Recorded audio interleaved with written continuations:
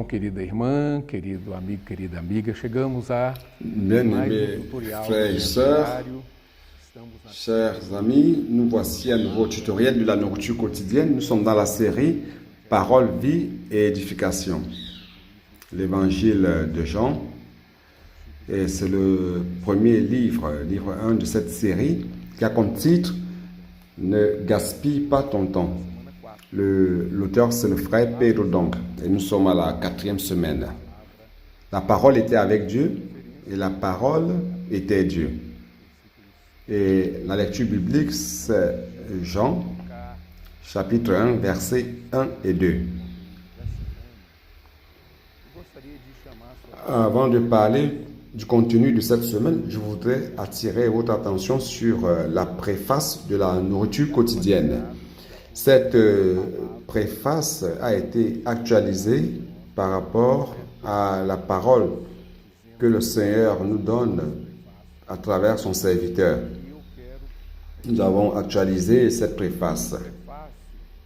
Et je voudrais vous lire cela, car la préface nous aide à extraire le maximum de richesse possible de la nourriture. Donc, la préface de la nourriture quotidienne est d'une extrême importance. Et vous aurez contact avec cela, bien que vous ayez déjà le livre, mais beaucoup lisent la préface. Peu, en fait, lisent la préface. Donc, plus qu'un dévotionnel, la nourriture quotidienne est un guide spirituel qui va vous conduire chaque jour sur votre voie de foi, illuminant votre chemin. Ce livre vous offre chaque jour une portion de la révélation de la parole de Dieu, avec comme objectif de réactiver, d'aviver et d'affermir, vous rendant fertile à travers l'immersion dans la parole. Dans chaque page, vous allez rencontrer des paroles de vie et d'édification qui vont connecter votre vie à la réalité du royaume des cieux. Peu importe à quel niveau vous vous trouvez dans votre marche de foi. Tout au long des pages de ce volume, vous allez découvrir le véritable trésor de la parole prophétique qui nous est ouvert, nous l'Église, le corps de Christ. La nourriture quotidienne est plus qu'un livre, c'est une parole qui nous gouverne et nous permet de marcher sur les voies du chemin chaque jour. J'espère que vous allez trouver dans ces pages l'inspiration et la connexion spirituelle que vous cherchez. Que les messages prophétiques contenus ici soient une source d'amour, de direction et d'encouragement. Que la nourriture quotidienne soit une bénédiction pour vous et un outil d'immersion quotidienne dans la parole quotidienne. Cette parole va vous donner une saveur spéciale dans votre vie, dans tous les sens. Et à la fin de cette page initiale, nous avons cette fameuse phrase: avant de se lever, avant toute chose, faites la respiration de la vie, invoquant profondément le nom du Seigneur Jésus. En faisant cela, jetez toutes les craintes, peurs, péchés et recevez le Seigneur Jésus comme vie, joie, paix et encouragement. Invoquez « Oh Seigneur Jésus » plusieurs fois durant toute la journée. N'est-ce pas précieux? Et juste après, nous avons une orientation. L'immersion dans la parole prophétique. Le livre du prophète Jérémie, nous disons que lorsque j'ai rencontré ta parole, j'en ai dévoré chaque phrase et je l'ai digérée dans mon intime et me nourrissent chaque jour. Elles sont ma satisfaction et ma grande joie. Car ton nom a été invoqué sur moi, c'est-à-dire que je t'appartiens. Jérémie 15:16, dans la version King James actualisée. Et ici, nous avons une recommandation pour la parole de chaque jour. Donc, commence l'immersion en exerçant l'esprit, invoquant le nom du Seigneur, parlant, chantant, proclamant les cris de guerre. Éphésiens 5:18, Ésaïe 42:3. Donc, ceci est puissant. Si vous faites cela, votre lecture de la nourriture quotidienne aura une autre saveur. Et aussi la vie spirituelle. Donc, transcrivez chaque point de l'immersion 3. Chaque point, notez les points clés de chaque phrase, parlant, répétant, proclamant chaque parole comme si vous étiez en train de marcher. Vous voyez comme c'est merveilleux. C'est basant sur la révélation que vous allez recevoir de chaque phrase. Écrivez votre point, votre mot-clé. Vous allez voir les mots-clés et vous allez écrire vos mots-clés chaque jour. Numéro 5, transformez en prière chaque mot-clé et partagez avec quelqu'un ce que Dieu vous a révélé. Numéro 6, résumez en forme de phrases simples les versets de prière, les cantiques ou les cris de guerre, la portion qui a le plus touché votre cœur. Numéro 7, tout cela va vous remplir de l'esprit et rendra votre pensée fertile pour recevoir la lumière, la vie et la direction de la parole prophétique et l'appliquer dans votre vie quotidienne. Mangez et digérez la parole chaque jour afin d'avoir la joie et le bonheur. Ça, c'est la phrase finale. Après cette recommandation, cette suggestion. Et pour la joie collective, pour l'étude collective, chaque jour, notre suggestion est la nourriture quotidienne est un excellent instrument pour que les petits groupes familiaux se réunissent pour extraire la richesse qui se trouve dans la parole. Nous appelons groupe familial car ça a un caractère informel et ça a des soins mutuels entre ses participants. Numéro 2, le groupe familial peut être formé par les parents, les voisins qui habitent autour de vous ou par vos camarades de faculté, d'université, de travail, d'école. Numéro 3, lisez les passages suggérés chaque jour. Lisez avec prière. Numéro 4, partagez le point clé de chacun et cherchez à appliquer cette parole dans votre vie quotidienne. Vous percevez que nous ne voulons pas seulement vous amener une parole dans la main comme un simple livre de lecture, mais nous voulons que vous remplissiez de la vie de Dieu, que votre esprit soit touché et que vous receviez la réalité de la parole. Faites en sorte que la parole de Dieu soit pratique dans votre vie. De cette manière, chacun va participer activement et seront édifiés mutuellement.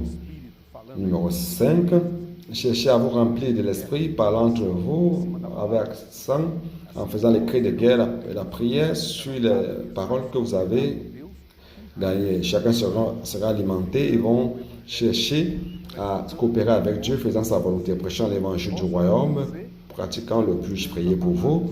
Puis-je prier pour vous et divulguant la parole aux personnes en tout lieu. Ainsi, nous allons hâter le retour du Seigneur.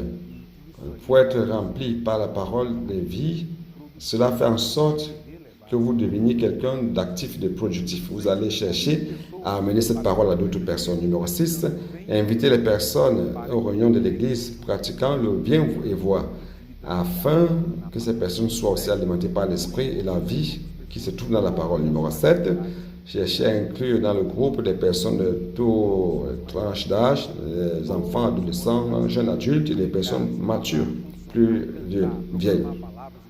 Tous peuvent participer, se réjouir, fonctionner, proclamer des phrases qui vont toucher votre cœur. Car, en fin de compte, l'Église, c'est la réalité de Christ là, sur terre. Nous sommes membres les uns des autres. Et chaque membre doit exercer sa fonction. C'est riche, n'est-ce pas? Et aussi, chaque jour de la semaine, nous changeons un peu vers la fin. Après la lecture quotidienne, on dit, écrivez la phrase qui a touché votre cœur. Notez les points clés de chaque phrase. Et ensuite, prie selon le contenu de ce que tu as noté plus haut. Et chaque lundi de chaque semaine, vous aurez la lecture d'appui pour vous aider à vous approfondir dans la parole. Je voulais vous dire cela. Maintenant, allons entrer dans le contenu de cette semaine. Dans le contenu de cette semaine, nous voyons cela au début. Nous avons vu cela. Le thème de la semaine, c'est la parole était avec Dieu et la parole était Dieu.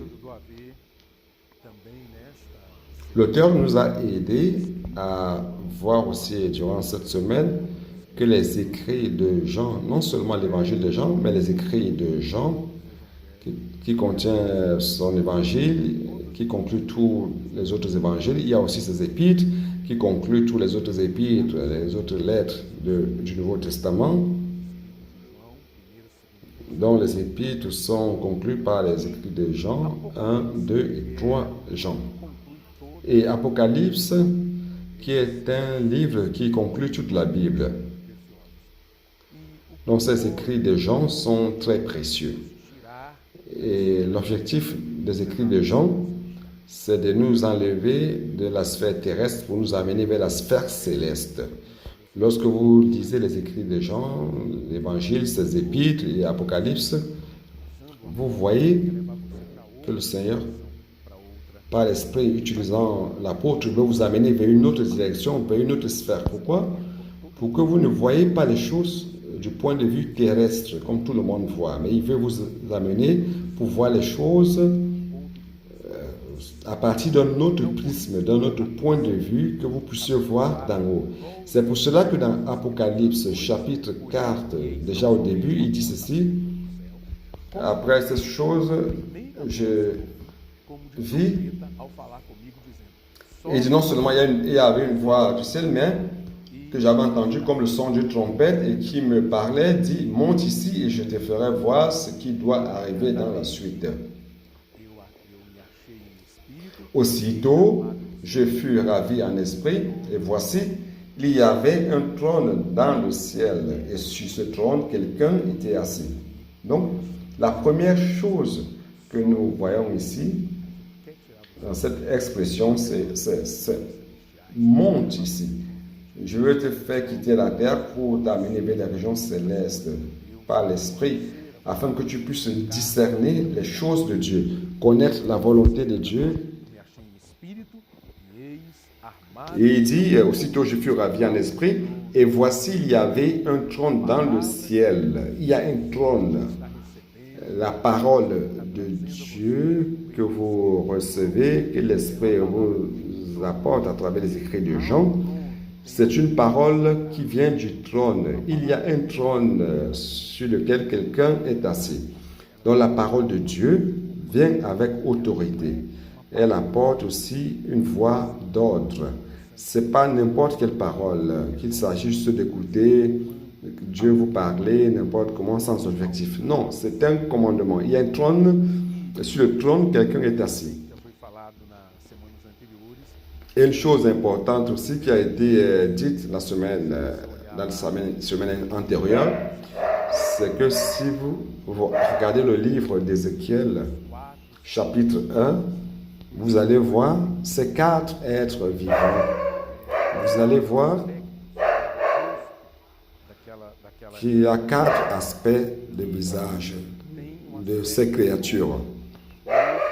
Un a l'aspect d'un homme, l'autre l'aspect d'un lion, un autre encore l'aspect du bœuf et l'autre l'aspect d'aigle.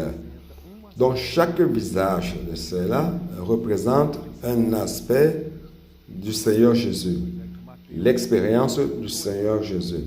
Nous avons l'évangile de Matthieu. Dans l'évangile de Matthieu, le Seigneur Jésus est présenté comme le roi. Il est le lion de la tribu de Juda. Il est le roi. Et grâce à Dieu. Et Marc,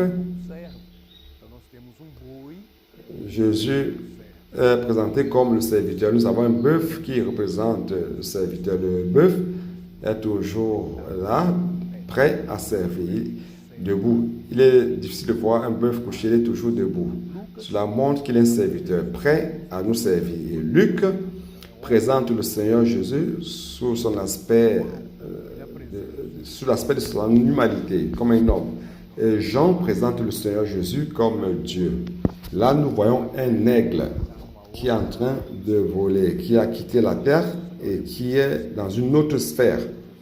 Donc, grâce au Seigneur pour ces aspects du Seigneur Jésus que nous voyons dans les évangiles. L'évangile de Jean, nous allons mettre l'accent sur l'aigle. C'est pour cela que le symbole que le Seigneur nous a donné de cette série de messages de la nourriture quotidienne, c'est exactement un aigle. Et cela a un grand sens. Très bien. Alors, est-ce qu'il y a quelque chose qui se passe? Pourquoi il est important que nous ayons cette vision au ciel? quittant la terre pour aller dans la région céleste, pour avoir une vision du ciel. Qu'est-ce qui se passe au ciel? Il y a quelque chose qui se passe. Au verset 5 de l'Apocalypse 4, il dit ceci. Du trône sortent des éclairs, des voix et des tonnerres. Devant le trône brûlent les 7 lampes ardentes qui sont les 7 esprits de Dieu. Donc, dans le ciel, nous voyons aussi dans Ézéchiel chapitre 1, dans le ciel est en activité constante. Il y a une énergie très grande. Et cette énergie s'exprime par des voix, des éclairs, des tonnerres. Donc, cette activité, le Seigneur veut que la terre puisse suivre cela. La terre doit marcher selon le rythme du ciel. C'est pour cela que le Seigneur, durant cette ère, à la fin des temps, nous sommes très proches de l'avènement du Seigneur et nous ressentons l'urgence. Nous ne pouvons pas vivre une vie d'église ici sur terre tranquille par rapport aux choses que nous faisons, ayant une vie religieuse, une vie d'église traditionnelle, avec des structures de l'église, tout bien monté, sans esprit d'inclusion, sans impliquer les nouvelles choses, sans nouveauté. Frère, tout cela n'incommode pas beaucoup le royaume de l'ennemi de Dieu. Il veut que nous soyons réellement tranquilles. Mais Dieu veut nous amener vers un autre niveau, que nous ayons une vie d'église vivante, pleine d'énergie, pleine de vivacité, qui ait des voix, des tonnerres, des éclairs. C'est pour cela que ça incommode beaucoup de gens. Lorsque l'église est vivante, l'ennemi est incommodé par cela. Il veut que les frères soient tranquilles. Cela ne l'affecte pas. Mais lorsque tout le monde exerce l'esprit, jouissant du Seigneur, cela montre que le Seigneur a un esprit d'urgence. Il y a un sens d'urgence pour mettre fin à tout désordre de l'univers. Donc, il est très important et très précieux que nous nous rendions compte de ce qui se passe dans le ciel et que cela doit aussi se produire ici sur terre. Allons dans Jean, chapitre 1. Je ne vous ai pas lu Ézéchiel, n'est-ce pas, chapitre 1. Mais après, je voudrais que vous alliez là, que vous lisiez avec calme. Vous allez voir qu'il y a une activité constante dans le ciel. Ici, dans Jean 1, il est dit, au commencement était la parole, ou le verbe qui est la parole, et la parole était avec Dieu, et la parole était Dieu. Donc, ce commencement ici, en fait, ce n'est pas le même commencement de Genèse 1.1. Là-bas, c'est le commencement du temps, mais ici, c'est dans l'éternité passée. Ce commencement ici, c'est avant toute chose, avant le temps. Donc la parole était déjà là, et la parole était avec Dieu, et la parole était Dieu. Ici, l'auteur nous a apporté, durant cette semaine, le concept de Dieu, le Père, Dieu, le Fils, le Dieu trinitaire, pour montrer que le Père et le Fils coexistent. Ils existent en même temps. Et ils ont un aspect de co-inhérence, c'est-à-dire que l'un vit à l'intérieur de l'autre. C'est quelque chose de mystérieux, mais c'est cela. Donc, au commencement était le Verbe. Le Verbe était avec Dieu, et le Verbe était Dieu. Était avec Dieu, le présent. Le Verbe était avec Dieu, et le Verbe était Dieu. Donc, nous voyons qu'en même temps, ils existaient. Le Père, le Fils, la parole et Dieu lui-même. Pour comprendre mieux, allons voir Romains chapitre 8, verset 9. Pour mieux comprendre ce concept de coexistence et co-inhérence. Donc, allons au chapitre 8, verset 9. Pour vous, vous ne vivez pas selon la chair, mais selon l'esprit, si du moins l'esprit de Dieu habite en vous. Si quelqu'un n'a pas l'esprit de Christ, il ne lui appartient pas. Donc ici, nous voyons, il dit, Vous n'êtes plus dans la, vous ne vivez plus selon la chair, mais selon l'esprit, si du moins l'esprit de Dieu habite en vous.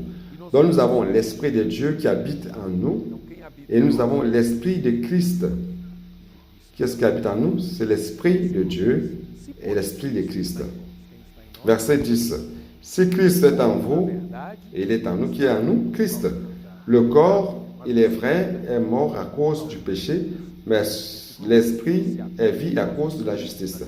Verset 11. Si l'esprit de Christ, et si l'esprit de celui qui a ressuscité Jésus d'entre les morts habite en vous, celui qui a ressuscité Christ d'entre les morts, rendra aussi la vie à vos corps mortels par son esprit qui habite en vous. Donc, pour comprendre bien cela,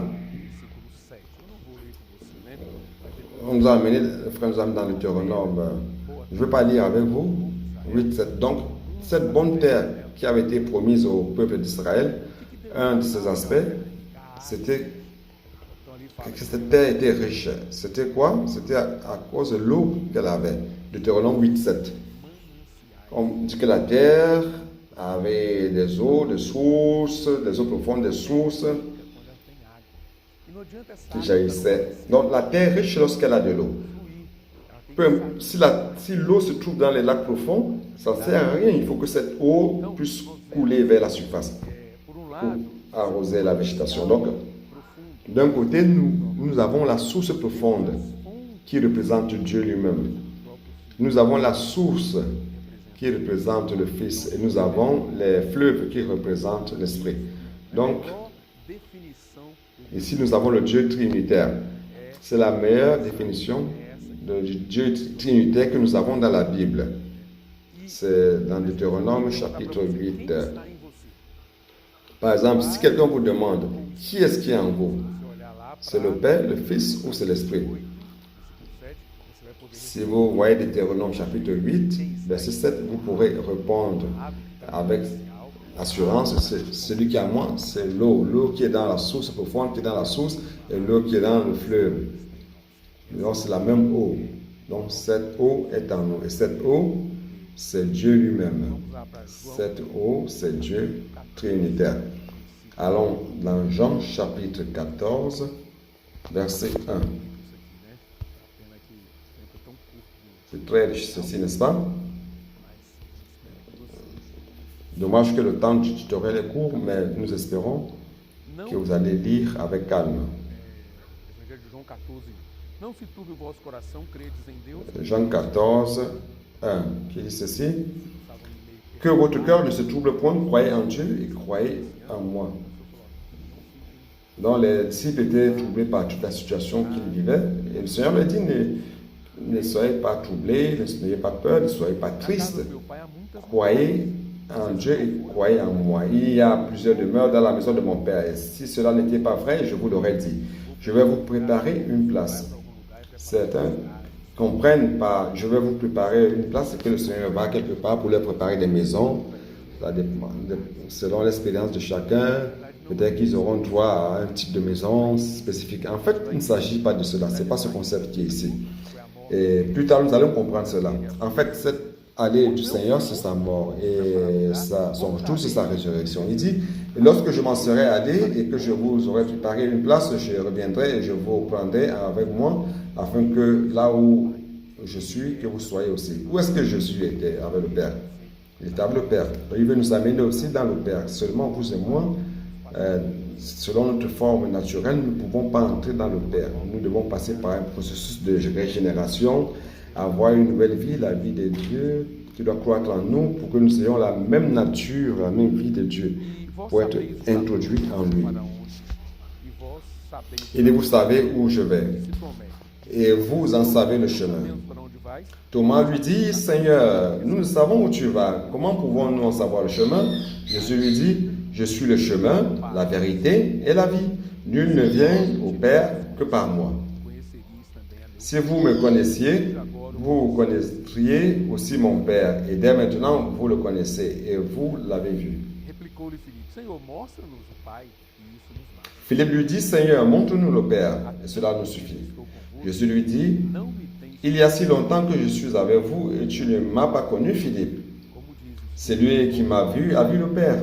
Comment dis-tu, montre-nous le Père? Pai e que o Pai está em mim? Ne crois-tu pas que je suis dans le Père et que le Père est en moi? Les paroles que je vous ai dit, les paroles que je vous dis, je ne les dis pas de moi-même. Et le Père qui demeure en moi, c'est lui qui fait les œuvres. Croyez en moi, je suis dans le Père et le Père est en moi. Croyez du moins à cause de ses œuvres. Donc le Père est dans le Fils et le Fils est dans le Père.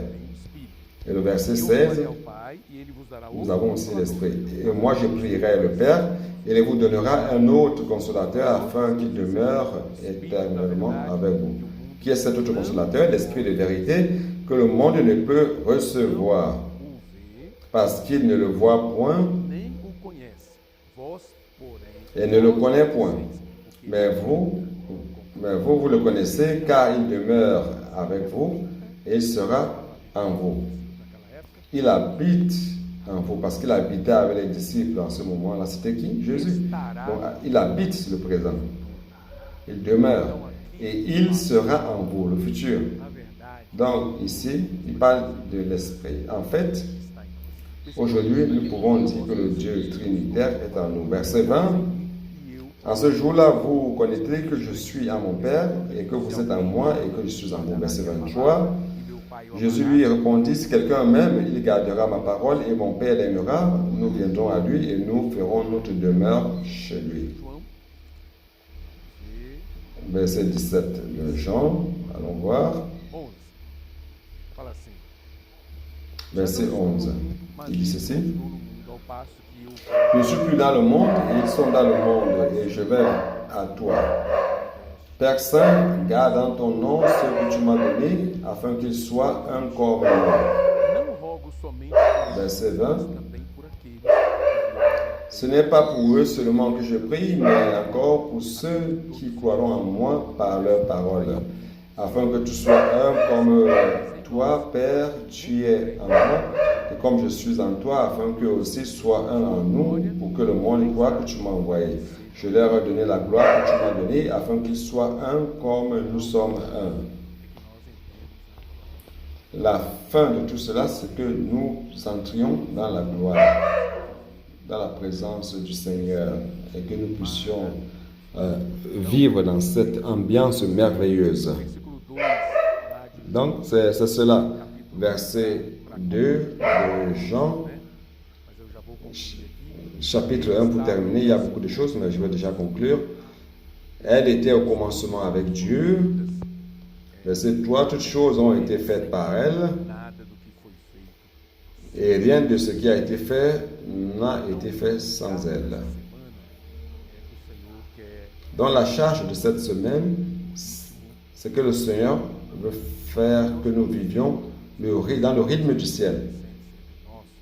Nous voyons l'expérience des adolescents qui sont en train de recevoir la parole avec beaucoup de sensibilité, simplicité, obéissance, immersion dans la parole. Ils transcrivent la parole prophétique, ils mettent cette parole en pratique. Leur vie est en train de changer, leur vie personnelle, leur vie d'étudiants, leur vie familiale. Ils prêchent l'évangile à leurs camarades, à leurs parents, ils attirent leurs parents. Ils sont en train de renouveler les frères de l'église, les frères qui étaient accommodés dans ces gros morceaux de bois. On voit ces petites brindilles qui viennent avec un esprit de feu pour incendier les gros troncs de bois. Et nous devons dire au Seigneur, Seigneur, ne nous permets pas de vieillir, Seigneur. Renouvelle-nous, Seigneur. Le Seigneur veut nous rendre actifs, que nous vivions sur la terre, le même rythme du ciel, avec toute cette énergie qui est dans le ciel. Le Seigneur veut ramener cela sur la terre et il veut utiliser chacun de nous. Il veut que nous coopérions avec lui. Quand on contactant les personnes, priant pour elles, leur apportant la parole d'une manière nouvelle. Que Dieu vous bénisse et que cette parole fasse la différence dans votre vie. Jésus est le Seigneur.